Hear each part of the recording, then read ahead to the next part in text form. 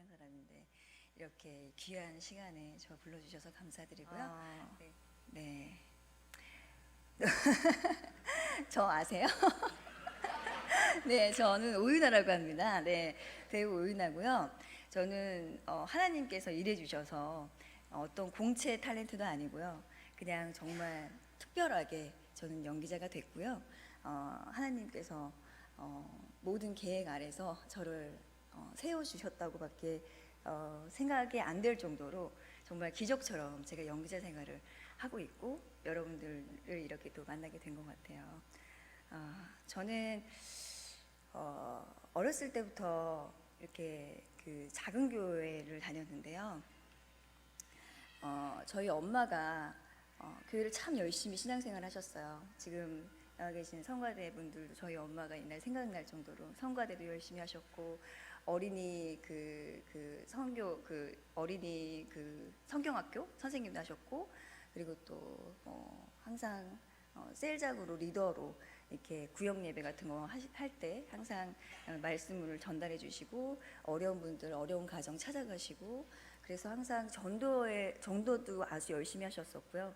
신앙생활 열심히 하면서 저희들 데리고 항상 교회를 다니셨기 때문에 전 교회가 거의 놀이터에 가까운 그 정도로 가깝게 다녔고 또 집과 교회 사이에서도 항상 저희 엄마가 신앙생활 열심히 하셨기 때문에 항상 저희 집은 기도와 말씀이 끊이지 않았던 것 같아요. 그렇게 열심으로 신앙생활을 하신 저희 어머니셨는데요. 그래서 당연히 저도 말씀을 잘 듣지는 못하지만 항상 하나님이 살아계시고 저희한테 역사하시고 그리고 하나님이 저를 너무 사랑해 주시고 그래서 당연히 저도 하나님을 사랑하고 기도하는 마음으로 항상 어렸을 때부터 작은 것도 항상 기도했던 습관이 있었던 것 같아요. 비록 예배 시간에 졸지라도 아이들을 데리고 꼭 나와야 되는 이유가 네, 항상 졸아도 하나님과 함께 그 소통하고 이 예배하는 시간은 굉장히 귀중하고 소중한 것 같거든요. 나중에 그것을 통해서 하나님이 저와 함께 하셨다는 걸 알게 되고 제가 하나님을 늦게 만났을 때 하나님께서 늘 저와 함께 했다는 것을 알 수 있게 되는 것 같아요. 네. 그래서 저는 정말 어렸을 때 막 소꿉장난 하다가 엄마한테 혼날까봐 하늘 보고 하나님 제발 저희 엄마한테 혼나지 않게 제가 좀 늦었는데 혼나지 않게 해주세요. 막 이런 작은 기도까지도 했던 습관이 있거든요. 그래서 그런지 제가 신앙생활을 잘 못했을 때에도 그런 기도 막 그냥 누워서 그냥 잠깐 뭐 어려운 상황이 있을 때에도 항상 기도했던 그런 습관들이 있었던 것 같아요. 그렇게 어린 시절에 항상 행복했던 마음으로 제가 울산에서 네, 태어나서 초등학교 5학년 때까지 네, 울산에서 자랐는데요. 제 기억에 초등학교 5학년 때까지 저 어린 시절의 기억은 너무나 행복했습니다. 네, 하나님과 함께했던 그 어린 시절의 그 기억은 정말 바꾸고 싶지 않을 정도로 다시 돌아가고 싶을 정도로 정말 소중하고 행복했던 것 같아요. 저희가 좀 가난하게 자랐는데도 불구하고 저희 엄마는 항상 소망이 있었고 항상 하나님을 믿기 때문에 할 수 있다는 담대함이 있었어요. 그래서 저희 아버지는 사실 믿지 않으셨거든요. 저희 아버지가 굉장히 핍박을 했습니다. 저희 엄마를 한 번은 뭐 술을 먹고 이건 죄송한 저희 아버지가 안 들으셨으면 좋겠는데 한 번은 저희 아버지가 술을 먹고 저희 어머니가 교회에 계시는 걸 보고 이제 교회로 쫓아오셔가지고 한번 난리가 난 적도 있었고요. 예전에는 좀 그런 일들 많이 있었죠. 예. 왜냐하면 마치 막 집안일 다 내팽개치고 교회만 다닌다 이렇게 생각하시는 어르신들 많으셨었잖아요. 그래서 저희 아빠도 믿지 않으시니까 저희 엄마의 행동들이 이해를 할 수 없었겠죠.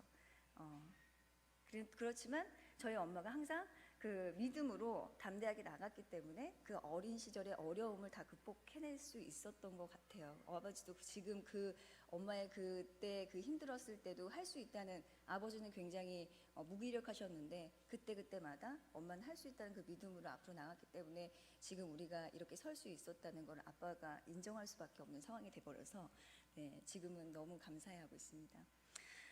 그래서 항상 어렸을 때 예전에 봉지쌀 여러분들 기억하신지 모르겠어요. 어렸을 때 막 봉지쌀을 먹었던 시절도 있었고 굉장히 가난하게 자랐는데도 항상 그것을 가난해서 막 비참하고 막 힘든 내색을 한 번 내주신 적이 없었기 때문에 좀 남들이 다 그러고 사는 줄 알았거든요. 그래서 어머니들이 그 대처하는 그 능력을 따라서 아이들이 다 따라간다고 하잖아요. 정말 저희 어머니는 한 번도 싫은 불평불만을 하지 않으셨고 정말 항상 기쁨으로 저희를 키워내셨던 것 같아요.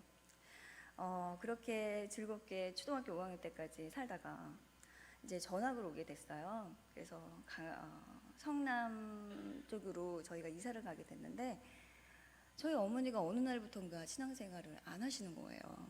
저희만 교회를 다니게 하시고 저희 엄마는 교회를 안 나가시는 거예요. 그래서 당연히 저희도 교회 생활을 엄마의 감독 없이 레이더망을 피해서 할 수 있었기 때문에 땡땡이도 쳤고 당연히 그리고 막 헌금 주시면은 500원 주시면 100원만 내고 나머지 과자도 사 먹었었고 그러니까 엄마가 이제 못 하시니까 저희도 이제 좀 교회에서 약간 좀 뭔가 왔다 갔다 하는 그런 성도가 된 거죠. 예전에는 가족같이 모든 일을 함께하는 그런 성도였다가 나중에는 교회에 누가 누군지 모르고 저희 엄마가 이 교회 집사님이 아니시니까 뭐 뭔가 소속이 없어진 것 같은 느낌. 그냥 외로이 저희 3남매만 이제 교회를 다니다 보니까 자연스럽게 하나님과 멀어진 생활을 하게 됐어요. 이상하게 그때부터 저희 집에 시련이 닥치기 시작했는데 예전에 저희 어머니가 우는 거를 그렇게 많이 보지 못했고 화를 내고 소리 지르는 거를 많이 못 봤는데 그때부터는 정말 잔소리꾼, 소리 지르고 막 화내고 짜증 부리고 막 너무 많이 우시고 그 힘듦을 감당하지 못하는 걸 옆에서 느낄 정도였으니까. 근데 그때는 인식을 못했어요. 엄마가 왜 교회를 안 나고 하나님 왜 안 찾지? 이런 생각을 못했어요. 그만큼 하나님과 저희가 멀어져 있었을 시간이 있었는데요. 알고 봤더니 저희 어머니가 그 다니던 교회에서 좀 사기를 당하셨나 봐요. 그 다니던 그 장로님인지 집사님인지한테 저희 어머니가 평생 이제 어렸을 때 저희 키우면서 버셨던 돈을 가지고 저희 집을 사고 또 건축을 했거든요. 그 집을 짓게 됐는데 그거를 온전히 다 거기 교회 사람만 믿었으니까 저희 어머니는 교회에 계신 그 인테리어 하시는 그 분한테 맡긴 거예요. 건축하시는. 맡겼는데 그분이 세상에 저희 어머니한테 정말 심하게 사기를 치셨나 봐요. 근데 저희 어머니가 원래 있는 분이 아니라 피땀 흘려서 모았던 그 돈을 거의 좀 많이 손해를 보시니까 너무 상처를 받으신 거예요. 그래갖고 교회를 떠나버린 거죠.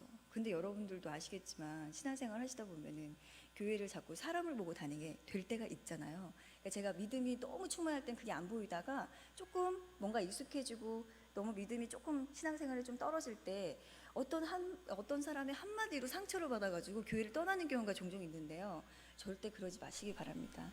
저희 어머니는 엄한 하나님을 떠난 바람에 저희 어머니가 겪게 되는 그 얼마나 그 말도 못하는 고통이 어디까지 내려갔냐면 정말 저희 아버지가 2번 보증을 잘못 주셔가지고 그 없는 돈에 그 남의 돈까지 갚으시고 또 빚을 지게 되고 또 사기를 뭐 굉장히 여러 번 당하셔서 저희가 그 성남에 이제 그 산꼭대기 이제 집이 있다고 하잖아요. 밑에 살았다가 조금씩 점점 올라가면서 정말 중고등학교 때는 정말 지하 단칸방은 아니지만 한 3칸 정도 됐는데 정말 지하실에 정말 제가 말하기가 너무 창피하지만 하나님 앞에서는 창피하지 말라고 하셨기 때문에 정말 막 바퀴벌레는 말할 것도 없고요. 뭐 쥐가 살 정도로 정말 말도 못하기 어려운 그런 생활을 하게 되다 보니까 망가졌죠. 저희도 굉장히 방황을 하게 됐고 자연스럽게 꿈과 소망이 사라지고 저는 아무것도 할 수 없는 나약한 존재라고 생각이 됐었고요. 정말 꿈이 없었고 꿈은 정말 아무나 꾸는 게 아니라고 생각했었어요. 옆집에 있는 내 옆집에 있는 사람이 제일 부러웠고 그냥 다 부러웠어요. 그러니까 저만 왜 이렇게 힘들까? 근데 그냥 저는 그냥 내가 이렇게 복이 없고 그냥 뭐 가난 집에 태어났고 그러니까 저는 나와는 정말 거리가 먼 사람이구나라는 생각만 했고 정말 부러워만 했고 그냥 저는 아무것도 못하는 사람이라고만 생각을 했어요. 그러다 보니까 자연스럽게 제가 중고등학교 때 저희 집이 다 예체능을 했는데 저희 언니는 그래도 조금 이렇게 그 공부를 좀 시켜주셨는데 저부터 이제 포기를 하게 된 거죠. 저는 무용을 하고 있었는데 그 청소년 시기에 어렵게 무용을 하다 보니까 절박했어요. 절박해서 정말 최선을 다해서 열심히 하지 않으면 난 정말 못한다 이 생각밖에 없어서 정말 최선을 다해서 열심히 했는데 그것도 이제 학원비를 내야지 좀 할 수가 있고 이게 이게 잘하면 이제 콩쿨 대회 같은 데 나가야 되는데 작품비가 없으니까 콩쿨도 못 나가고 이렇게 막 그 의상비도 없으니까 뭐 할 수 있는 게 아무것도 없는 거예요. 근데 또 제가 포기하려고 하면 그 또 저희 선생님께서 너무 내가 한번 방송에서도 한번 말씀드린 적이 있었는데 저희 선생님 너무 좋은 선생님 만나가지고요. 저희 학원 선생님께서 저를 어떻게든 키워보시려고 학원비를 한 3달, 4달 밀리는 저 같은 학생한테 수제자로 키워주시려고 이렇게 그 작품비도 안 받으시고 의상도 본인 의상을 주시면서 이렇게 열정을 가지고 저를 가르쳐 보려고 애를 쓰셨지만 결국엔 제가 포기를 하게 됐죠. 이게 물질 앞에서는 너무 어린 나이였기 때문에 그걸 회복이 될 거라고 생각이 전혀 들지가 않더라고요. 그래서 빨리 일을 하고 싶다는 생각밖에 안 들었어요. 빨리 어른이 되고 싶다. 그래서 알바를 전 주유소에서도 알바를 해봤고요. 막 기름독이 올라가지고 겨울에 막 손이 다 터가지고요. 제 얼굴에 한번 생각해 보세요. 이렇게 막 여기까지 막 잠바를 막 올려 너무 추운데 이렇게 막 여기 막 기름독 오르고 막 손 막 다 부르트고 막 그랬던 적도 있었고 굉장히 여러 가지 시련을 막 당하게 됐었는데 사실 저의 시련은 저희 엄마의 시련에 비하면 크지 않았겠죠. 저희 부모님, 저희 엄마는 정말 늘 빚쟁이가 와서 저희 엄마를 괴롭혔고 죄송합니다. 제가 이렇게 간증할 때 잘 울어요. 그러니까 이해해 주시기 바랍니다. 왜냐하면 그때를 좀 사실 간증할 때 말고는 생각을 하고 싶지 않은 기억이기 때문에 이게 꺼내기 싫은 얘기인데 이렇게 간증을 하다 보면은 이 얘기를 꼭 해야 되니까 저도 어쩔 수 없이 하게 되는데 그때 막 빚쟁이가 와서 저희 엄마가 누워 있으면 막 이게 뭐라고 하고 가는 그런 청소년기 때 그걸 다 받고 근데 저희 엄마는 그거를 자식이 보는 앞에서 그걸 들었을 때 얼마나 힘이 들으셨겠어요. 그리고 또 본인이 잘못해서 빚을 진 게 아니라 남의 빚을 본인이 갚고 갚는데도 힘이 정말 어떻게 서인이 일을 해서 정말 먹고 살기도 힘든데 그 빚까지 갚으려면 얼마나 힘들었겠어요. 그러니까 진짜 밑받은 독에 물 붓기라고 저희 엄마가 엄청 밤낮으로 일을 해도 그게 채워지지 않으셨던 거예요. 그래서 어머니는 정말 저도 정말 감사해요. 그때 이겨내 주신 게 너무 감사하고 네, 지금도 생각하면 굉장히 눈물이 많이 나는데요. 저희 어머니가 그러시면서 그렇게 계속 고난적인 삶을 계속 살아가시다가 그런데도 참 신기한 것은 사탄이 절대 하나님을 못 찾게 하시는 거예요. 근데 하나님도 그걸 알고 계시고 하나님은 그 시간을 기다려 주셨던 거죠. 계속 연단시키신 거예요. 저희 어머니를 하나님 앞에 굴복할 수밖에 없게. 그래서 계속 이제 시간이 지나서 저도 이제 커가지고 제가 그 레이싱 모델이라는 거를 하게 됐어요. 제가 모델 출신인데요.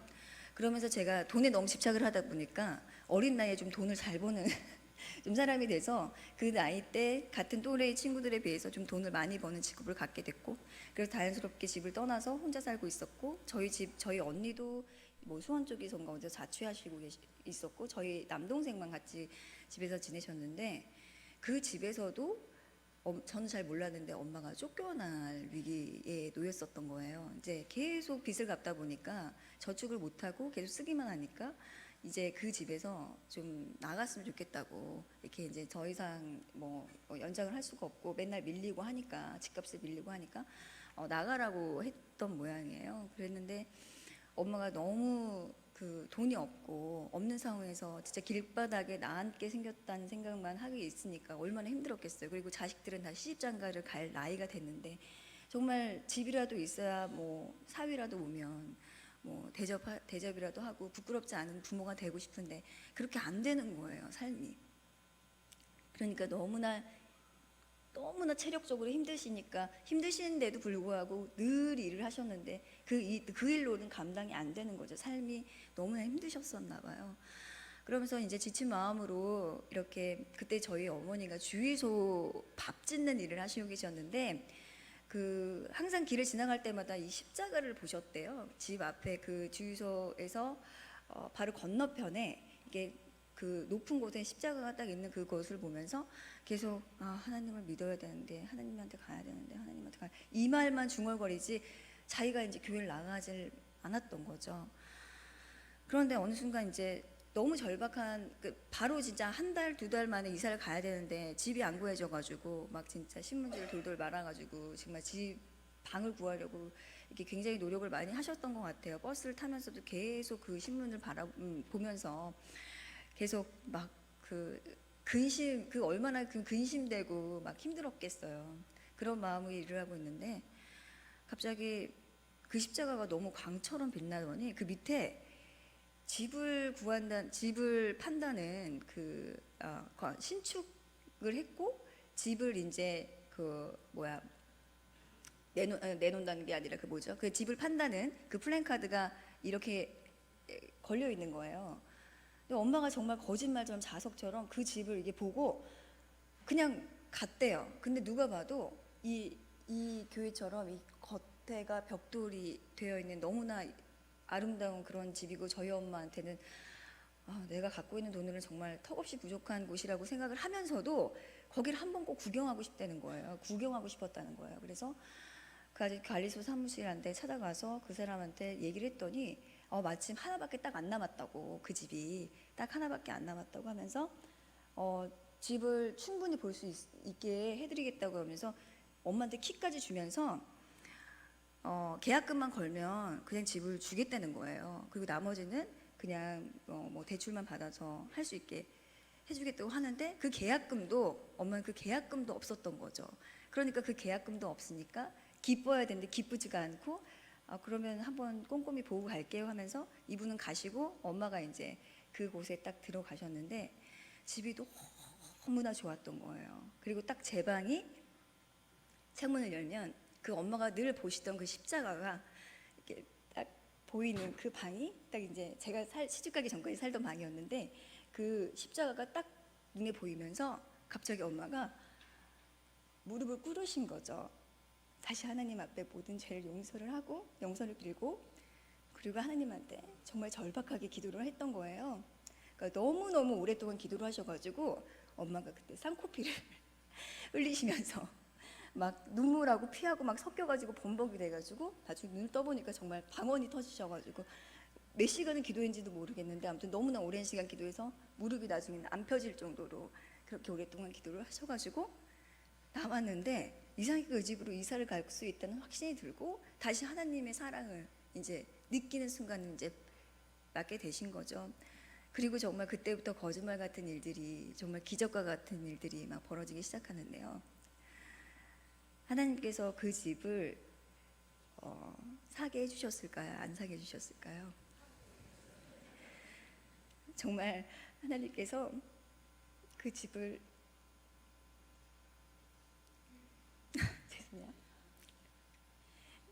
저희 어머니가 그때 한 100만 원 정도밖에 없는데 어떻게 돈을 빌려주셔가지고 그 집에 계약금을 마련하게 됐고 또 그 집에서 들어왔는데 돈을 한 7천만 원인가 8천만 원을 빚을 지게 된 거예요. 근데 아무것도 없는 사람 7, 8천만 원은 빚을 질 수가 없잖아요. 거의 보면은. 그리고 감당이 안 되죠. 그 빚을 갚을 능력이 안 되잖아요.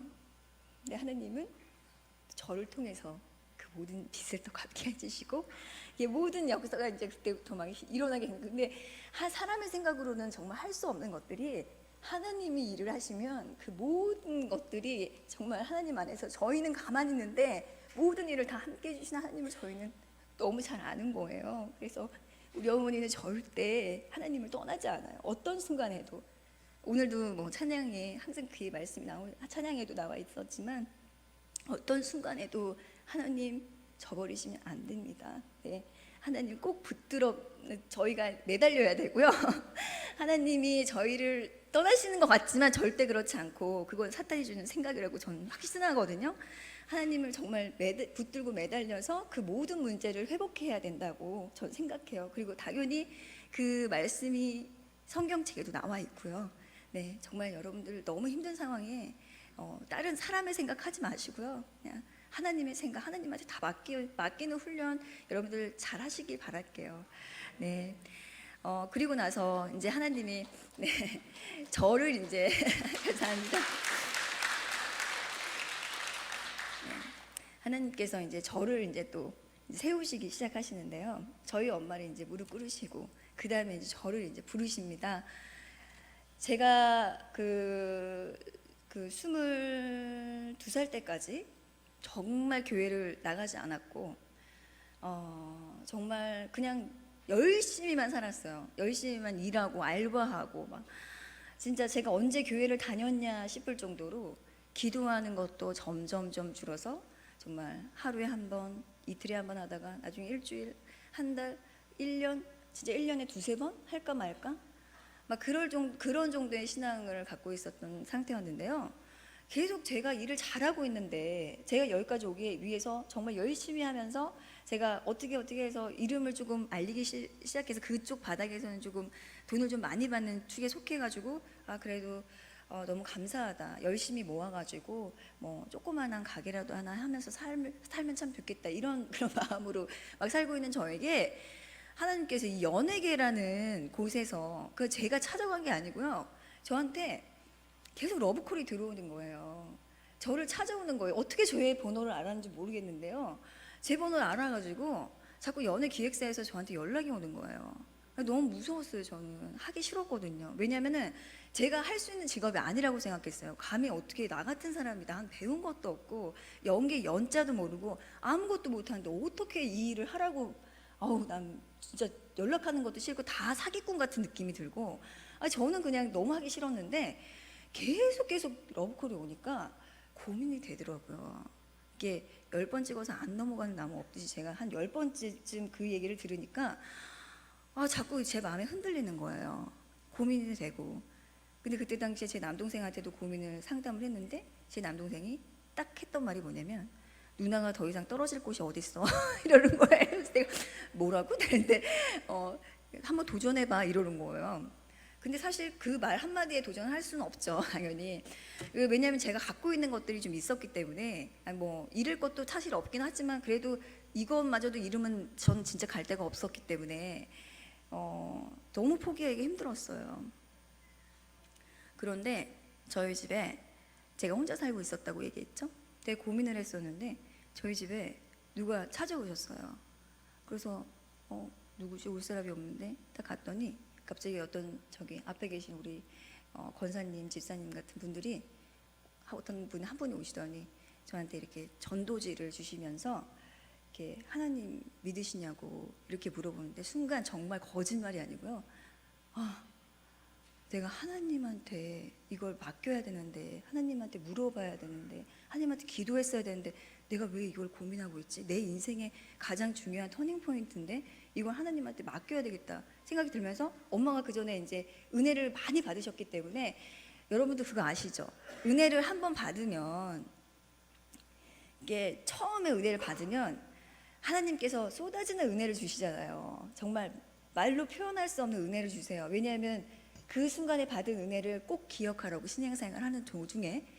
근데 그 말씀을 하시는데 저한테는 정말 그랬거든요. 저희 엄마한테도 그랬나 봐요. 그때 어머니가 그 하나님이 정말 일하시는 그 기적 같은 일들을 저한테 간증하셨을 때 제가 귀가 열리지가 않았는데 그 전도지 돌리시는 그 권사님 때문에 제 귀가 열린 거예요. 하나님이 그 권사님 보내셨겠죠 저한테. 그래서 오늘도 말씀하셨는데 그 전도지 돌리시는 권사님들 저 같은 분을 보고 저 같은 사람을 보고 힘을 내시기 바랄게요. 이렇게 은혜를 받아서 이렇게 하나님 안에서 승리하는 삶을 살아갈 수도 있습니다. 그러니까 포기하지 마시고요. 전도지 항상 열심히 돌려주시고 저도 열심히 저도 전도하는데 열심히 일하도록 하겠습니다. 그래서 그 전도지를 받고 바로 제가 살고 있던 집을 정리하고 엄마 집으로 들어가서 이사간 다음 날 새벽에 교회를 갔는데요. 그때부터 하나님이 저를 만나주시는데 정말 저는 말씀이 한 번도 들린 적이 없거든요. 정말 제가 창피한 말씀이지만 정말 그 전까지 한 번도 말씀을 그 목사님의 말씀이 달다 꿀 같다 이렇게 말씀하시는데 이해가 안 갔어요. 맨날 졸고 무슨 얘기지? 계속 눈만 껌뻑껌뻑 대다가 집에 오고 그랬는데 그 새벽 기도 시간에 그 말씀이 너무나 말씀이 잘 들리면서 너무 꿀 같고 꼭 저한테 해주시는 말씀 같은 거예요. 그러니까 저한테, 그러니까 그동안 그때 그 목사님이 하신 말씀이, 이건 목사님이 하신 거예요. 그러니까 하나님이 하신 말씀이 아니고, 진짜 목사님이 내가 너를 안다고, 내가 너의 힘듦과 고통을 안다고 하시면서 하나님은 너를 위로하고 싶어 하신다고 이렇게 말씀해 주시는데 정말 제 얘기 같은 거예요. 정말 제 얘기 같으면서 제가 그 말씀을 듣고 계속 울었어요. 울고 기도를 하는데 세상에 정말 꿈꾸는 것처럼 기도하는 중간에 그동안 제가 하나님을 믿지 않고 외면한 그 순간순간 잘못했던 것들이 막 기억이 나는데 그 잘못했던 순간에도 하나님은 저를 떠나지 않으시고 저는 하나님을 떠났는데 하나님은 저를 떠나지 않으시고 항상 저와 함께 계셨구나. 그리고 하나님이 정말 이 자리에 저를 앉히셨구나. 하나님이 저를 이렇게 만나 주시려고 저를 부르셨구나. 이 확신이 들면서 너무 감사한 거예요. 너무 감사하고 너무 죄송하고 제가 하나님을 외면했던 그 순간에 정말 위험천만한 순간도 굉장히 많았는데 그 순간순간마다 하나님이 저를 도와주셨었구나.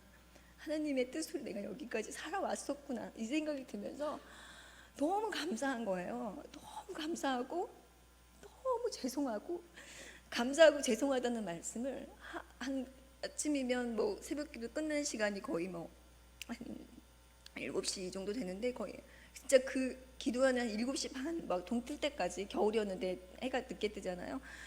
계속 그 기도만 했던 것 같아요.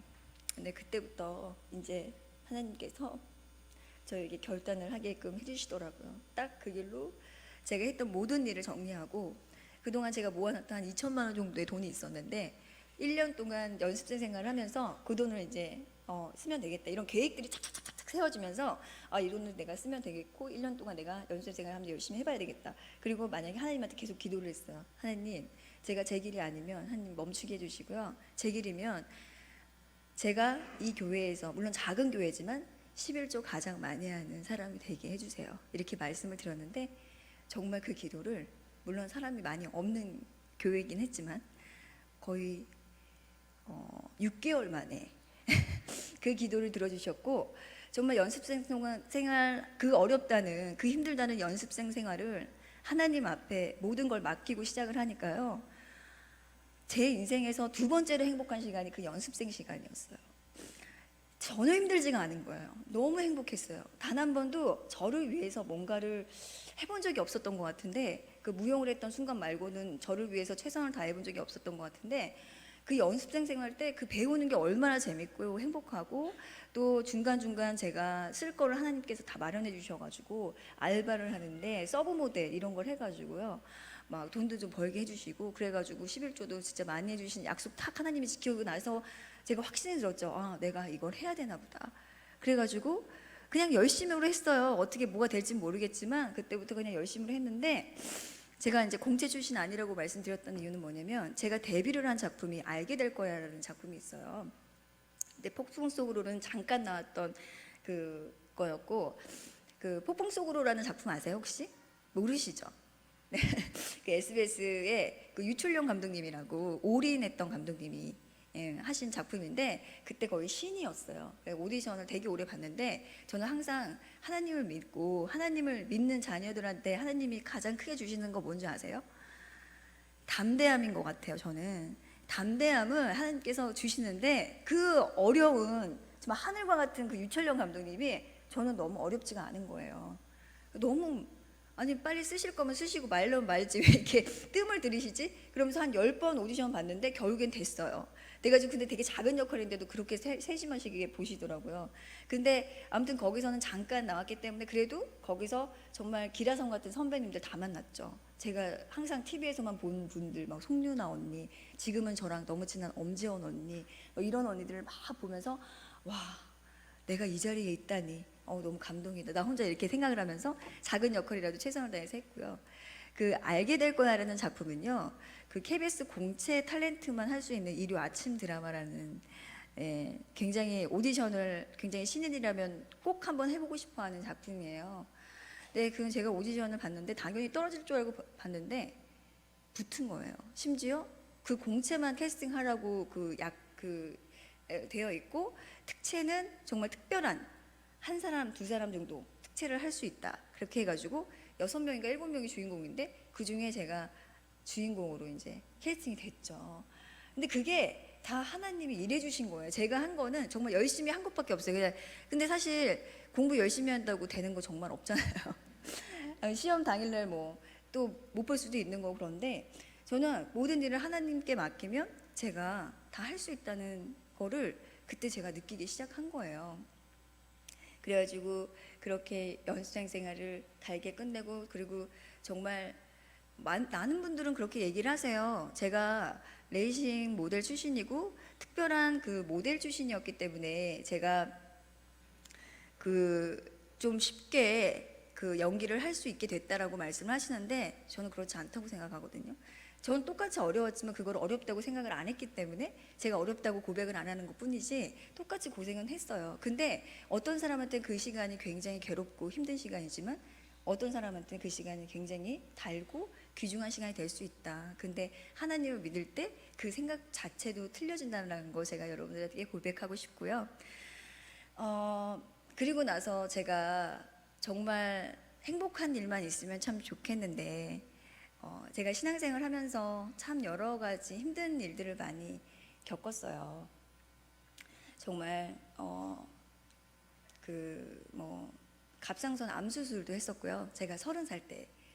그리고 아이가 참 많이 아팠어요. 아파가지고 이렇게 막 정말 힘들게 촬영장, 막 병원에서 입원한 아이 놔두고 촬영장 갔어야 됐고, 참 이상하게 그 미니 아빠의 사업도 좀 많이 힘들었었고요.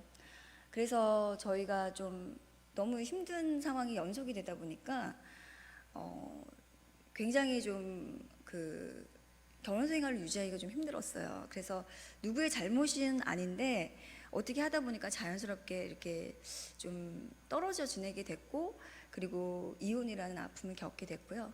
그리고 지금도 저희 아이가 이제 자폐를 겪고 있거든요. 뭐 아시는 분도 아실지 모르겠지만 저희 아들이 자폐 아이예요. 지금 13살인데요.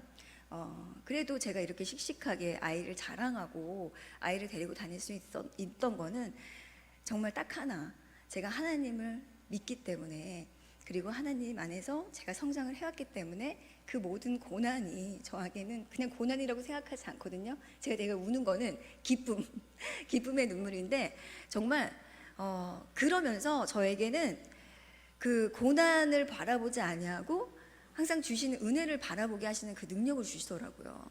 네, 그래서 우리 아이가 너무 힘들지만, 너무 괴롭지만, 물론 순간순간 안 운 적 없죠. 당연히 운 적 많고 굉장히 순간순간 힘들지만, 그래, 아니야, 이게 끝이 아니야, 이게 끝이 아니고 다른 소망, 항상 하나님께서는 저에게 소망을 주시죠. 이게 끝이 아니고 하나님이 이 아이를 통해서 나에게 뭔가를 메시지 주고 싶은 것 같다라는 생각이 너무 들었고, 그러면서 내가 이 아이를 키우면서 정말 장애 아이들에게 관심이 많아졌게 됐고요. 그리고 홍보대사 같은 것도 장애 아이들 중심으로 하고 있고, 그리고 그 아이들을 돌보고 싶어하는 그런 비전 같은 걸 하나님께서 저에게 주시고 알게 해주시는 것 같다는 생각이 너무 드는 거예요. 저희 아이 키우면서 뭐 어렸을 때는 뭐 말도 못했죠. 유치원 보냈는데 유치원 선생님 막 머리끄댕이 잡고 막 물고 해가지고 가보면 아침부터 밤까지 우는 거예요. 정말 말려도 소용이 없어요. 그래서 이제 뭐 항상 고개를 숙일 수밖에 없는 항상 그런 존재가 됐죠. 한 번은 뭐 이렇게 그 재롱잔치를 제가 한 번도 이렇게 잘 본 적이 없고, 엄마 소리도 요즘에 제일 많이 들어요. 엄마 소리를 한 번도 들어본 적이 없이 아이를 키웠어요. 우리 아이가 이제 재롱잔치를 하는 날 그래도 억지로 좀 보내봤어요. 혹시 잘할까 싶어서. 역시나 아이가 이제 자지러진 거죠. 사람 많은 데를 되게 싫어하거든요. 그 아이들의 특징이. 그래갖고 저를 막 그 사람들 많은데 제가 제가 이제 하지 말라고 이렇게 잡았더니 저를 이제 머리끄댕이를 잡고 막 저를 막 옷을 찢고 막 이게 막 사람들 보는 앞에서 제가 일어나지도 못하게 막 주저앉아가지고 저랑 같이 주저앉아가지고 정말 그 홀까지 나왔는데 그 홀 안에서도 사람들이 그때 당시에는 저를 좀 많이 알아봤어요. 왜냐면 제가 활동을 진짜 많이 해가지고 틀면 나왔었거든요. 열심히 일해야 될 때여서. 근데 사람들이 저를 못 보고 쟤 애가 왜 그래 했는데 봤는데 전 거예요. 그러니까 너무 사람들이 무슨 얘기를 뭐 위로 같은 것도 할 수 없고 막 저는 정말 뭐 정말 너무 창피했었죠. 창피했지만 막 울고 막 저희 엄마하고 저희 아빠가 더 괴로워할 정도로 정말 힘든 그런 시기를 보냈는데 근데 그 시간을 어떻게 제가 극복할 수 있겠었겠어요. 하나님 말씀 그리고 하나님이 저한테 주신 은혜 그게 너무 컸기 때문에 이제 이 정도의 그 시련은 정말 감당할 수 있다 이런 믿음의 확신을 가지고 제가 지금까지 살아왔습니다. 그리고 지금 저희 민이 13살인데요. 좀 똥똥하지만 하나님께서 잘 성장시켜 주셔가지고 아픈 데 없이 잘 자라고 있고 저도 민이랑 같이 이렇게 좀 같이 신앙생활 열심히 하면서 이렇게 나중에 노후에 정말 민이와 함께 뜻깊은 하나님께서 주신 이 은혜에 보답하기 위해 정말 기쁨을 드릴 수 있는 일이 뭘까 항상 이런 고민을 하면서 아이랑 살아갈 예정이고요. 그리고 아이가 어떻게 뭐 자라줄지 모르겠지만 저는 하나님께서 꼭 저희 아이를 통해서 그 아픈 아이를 키우는 엄마들을 위로해 줄 만한 정말 특별한 뭔가를 주실 거라고 저는 확신하고 있거든요. 네, 여러분들 정말 기도 많이 해주시고요. 네, 저도 여러분들과 이렇게 함께하면서 이렇게 얼굴 한 번씩 이렇게 봤는데 정말 너무 늘 뵀던 분들처럼 너무나 편안한 마음으로 이렇게 간증을 할 수 있었는데 너무 감사드리고 사실 제가 지금도 좀 많이 힘들어요. 힘든 와중에 간증을 한다는 게 지금 어렵거든요. 근데 그냥 순종하는 마음으로 나왔습니다. 그리고 오늘 저희 교회는 오늘이 추수감사절이거든요. 네, 추수감사절에 그 목사님께서 말씀해 주셨던 내용 중에 하나가 그동안 감사했던 거 감사 기도를 드리고 감사 찬양을 하고 무조건적으로 감사 그렇죠? 여러분들 그 모든 그 일들 가운데서 정말 많죠. 아픈 일들이. 그렇지만 감사로 하나님께 나아가 보세요 한번. 그러면은 하나님께서 충분히 하나님께서 지금 여러분들이 겪고 계신 모든 고민들 다 하나님께서 일해 주실 거라고 저는 확신하고 믿습니다. 네, 너무 감사드립니다. 네.